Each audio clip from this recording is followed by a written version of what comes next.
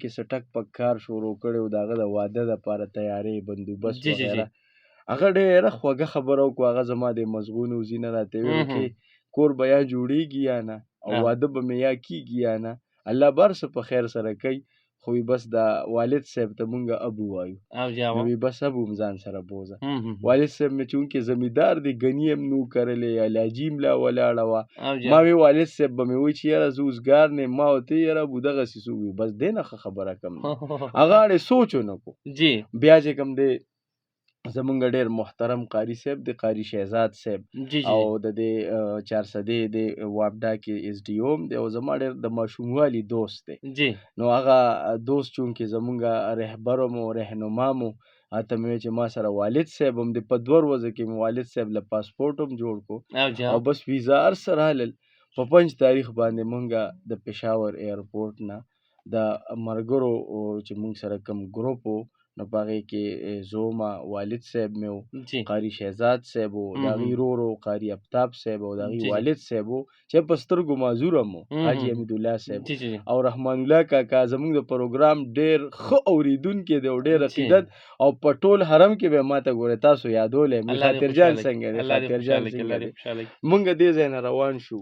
چې کله دې ځای نه روان شو پېښور ایرپورټ کې مونږ احرام وتړو جس ته وختو او د مطلوبه سفر چې کوم 15 ګنټې سفر و هغه سفر وشو.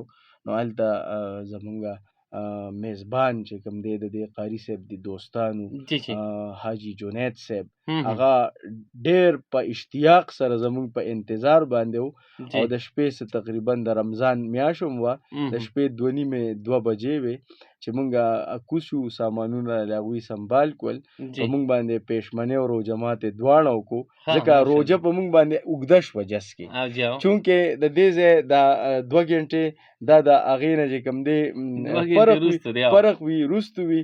نو دلته کې مطلب مونږ چې جس ته وروختو نو روژه هم ښه کافي حده پورې قابو کړې وه خو چې د منځ ته ورسېدو نو ګړی د 5 بجو نه واپس 5 بجو له راله.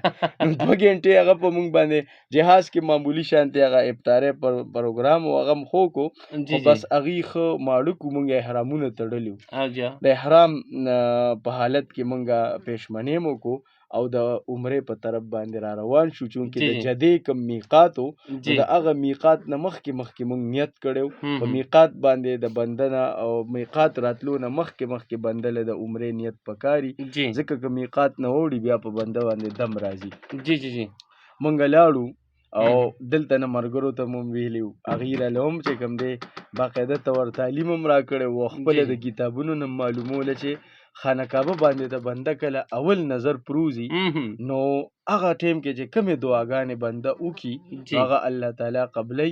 نو تاسو چې کله په دې باب الفهد باندې ورننوځئ او تاسو ور مخامخ کېږئ نو نظر به چې کوم دی یا په باب العمره باندې ورځئ نو نظر به په کعبې لا نه لګي. بس چې بالکل د کعبې د دروازې ته ور مخامخ شو او دا نظر مې اوچت کو نو خاطر جان به ته په الله یقین وکړه که نه دې کې زه نه مبالغه کوم او نه زیاتې.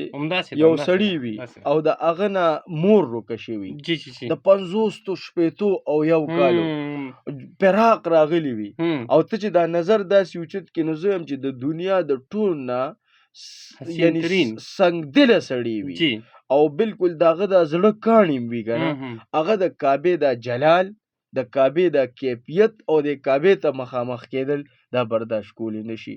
مونږ چې کله کعبې ته بالکل ور مخامخ شو نو هغه کیفیت چې ته بیا ډېر جوړولو غواړې خو جوړېږي نه لکه د ماشومانو په سلګو خو د علماو د تعلیم مطابق مونږ اول سوال دا وکړو چې یا الله مونږ مستجاب الدعوات وګرځئ. مونږ چې کومې دعاګانې کوو الله هغه ته قبولی کړي. نو وروستو چې بیا کومې دعاګانې هم کېدی نو مونږ وی چې دغه دعا قبوله شي نو بیا به انشاءالله ټولې قبلیږي. نو هلته کې چې کوم دی دعاګانې وشوې خو د سلګو او د درد او یو جنوني شانتې کیفیت و چې یو عاشقي او هغه په یو بالکل د جنون په حد کې خانه کعبې ته ور مخامخ شي د هغه ځای نه د دعاګانو اهتمام هم ډېر کو خو چونکې د رش د وجې نه دا هغه ځای د شرطي او د پوجي او د پولیس مجبوري دا ده چې هغه ځای کې تا ولاړې ته نه پرېږدي. بس هغه دغه دوه ټکو پسې اوس هم خفه وو، یلا حاج یلا حاج، او بس دغه چغه به وایي یلا حاج، یعنی بس طریق لار پرېږده او مخکې ځه. موږ را روان شو. د هغه ځای دعاګانو نه پس ځانم حجر اسود ته برابرو، شنه لیټونه لګېدلي، خلکو ته به مې شنه لیټونه لګېدلي. الله پاک په خپله باندې اخول.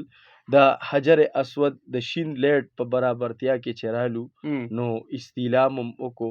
استیلام دې ته وایي چې لاسونه به اوچت کې او بسم الله الله اکبر به ووایې، دا به ښکل کې 3 ځله به دا عمل وکړي او په طواف باندې به شروع واچي. بیا په طواف کې 9 چکرې وي.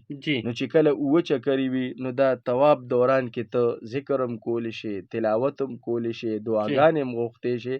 ما به نیم ځای پورې چې کوم دی ذکر وکړو، نیم ځای پورې به مې لږ تلاوت وکړو او بیا به چې کوم دی دې خوا د رکن یماني دا کومه حصه راغله د حجر اسود پورې، نو د دعاګانو اهتمام به هم شروع کړو. بیا چې به حجر اسود چکر پوره شو بیا به هغه شانتي استیلام وکړي، بیا به شروع شي. نو 9 چکره شي او 8 ځله استیلام شي، دا یو طواف شو. او دا طواف نه پس بیا مسعا طرف ته باندې لاړ شي چې کومه لار ده د صفا مروه په طرف باندې، نو مخامخ د زمزم بمبې لګېدلي دي. د زمزم بمبې لګېدلي دي، هغه د زمزم اوبه به ښه په مړه خېټه باندې اوسکلې. چې کله م اوسکلې بیا 2 رکعته مونځ هم وکړو، د طواف چې کوم مونځ دی، او د هغې نه پس د صفا مروه طرف ته لاړو.